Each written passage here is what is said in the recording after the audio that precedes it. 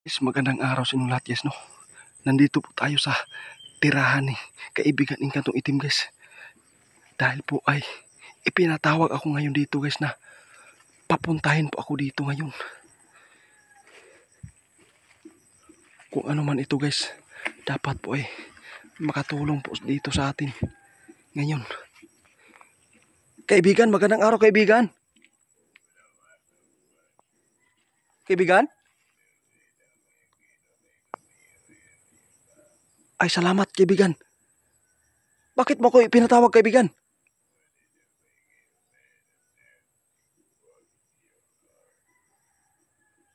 Guys, ipinatawag po ako ngayon dito guys. Dahil po ay may babala po siya. Ano po ito kaibigan?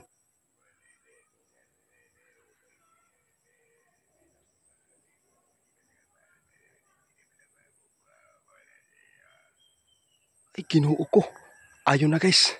Ang sinabi ngayon di kaibigan ng Kantong Itim guys. Ang babala niya ngayon guys. Sa lahat po ng mga taga-supporters po ni Tatay Digong Duterte. Dapat makinig kayo ngayon ni kaibigan ng Kantong Itim. Sige kaibigan.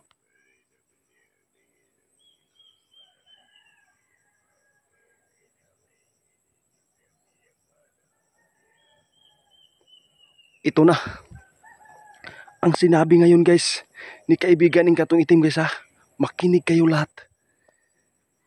Sa lahat po ng taga-supporters po ni Tatay Digong na sana wag po kayong basta-bastang lumusob po kay Pangulong Bongbong Marcos. Dahil ito po yung napakadelikado kapag mag-alarma kayo na magagalit po kayo kay Bongbong Marcos dahil po ay talagang magkagulo. Totoo to ito, kaibigan?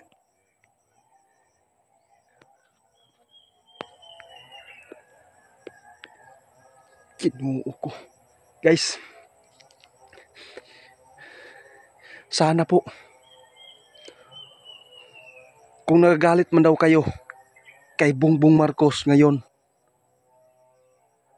dapat po i-control po natin yung mga sarili po natin na hindi tayo basta-basta na magagalit po para lang po ay makipag-away kay Bongbong Marcos. Ito po yung babala ngayon ni kaibigan dito guys na sa lahat po ng taga-suporta po ni Tatay Digong, dapat po na iwasan po natin na magkagulo po yung kapwa Pilipino.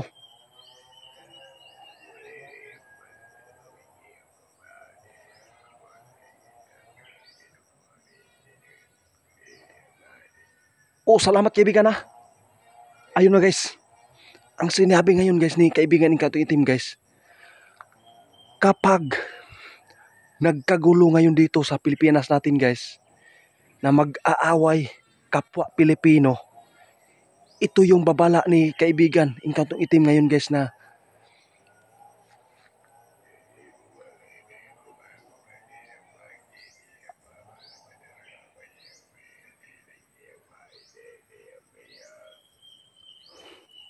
ayun guys, talagang mag-declare po daw si Bongbong Marcos guys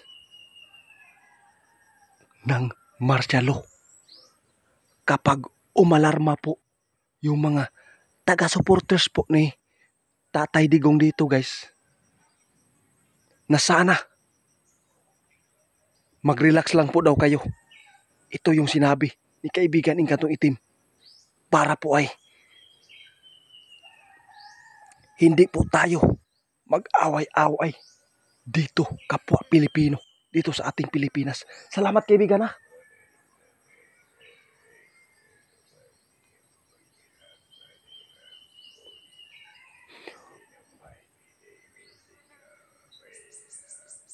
Ay, salamat. Ito guys, dagdag pa ni kaibigan ng Kantong Itim guys.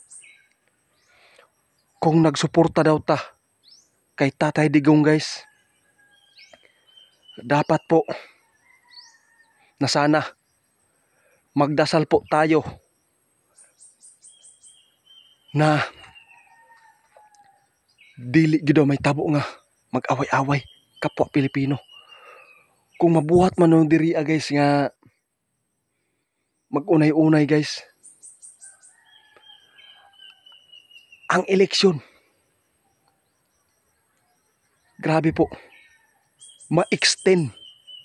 At saka yung mamumuno na po guys, talagang sila Bongbong Marcos pa rin. Ito po yung pag-aiwasan na hindi po tayo na magkagulo dito sa ating Pilipinas. At sana magdasal po daw tayo guys ha, na ma-okay na po yung kalagayan po ni Tatay Digong.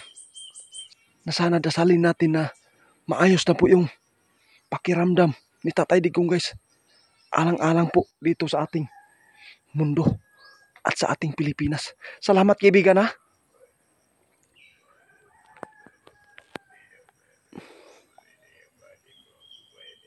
Ayun guys, natandaan po daw ninyo na ipinaabot na po niya na talagang magkagulo po dito. Kapag sana po ay maiwasan po natin na magagalit po daw dito kay Bongbong Marcos. Kapag atong subayon sa atong kasing-kasing guys nga ipadala na to sa kaisog nga atong suklan si Bongbong Marcos. Pero wala tayong magawa guys ha. Dahil siya yung nakakataas dito ngayon sa ating Pilipinas. Pero ang sinabi ngayon ni kaibigan Engkantong Itim guys, na pigilan po yung bugso po nating damdamin na bawal talagang magalit po ngayon para lang po sa suporta po natin kay Tatay Digong. Kaibigan,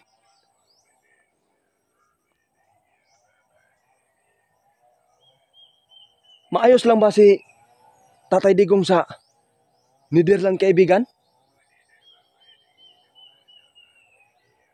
Ay salamat guys. Kitang-kita po daw guys ha, ni kaibigan Engkantong Itim guys, na talagang maayos po yung nag-atiman kay Tatay Digong sa Netherlands guys.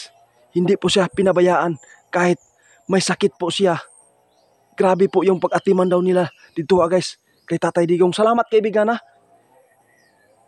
Oo, ito lang po daw yung babala niya guys, na wag daw tayong magagalit po kay Bongbong Marcos para po ay maiwasan po natin na magkagulo po yung kapwa Pilipino. Salamat kaibigan.